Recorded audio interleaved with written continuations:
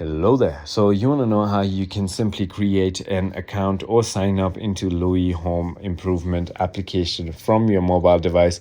This is going to be the only video that you'll ever need to watch on the internet. So with that being said, let's just get straight into the video. First things first, simply open App Store or Play Store depending on whatever application or phone you're using. Simply go ahead and search for Lowe home improvement and download and install this application. Click on open.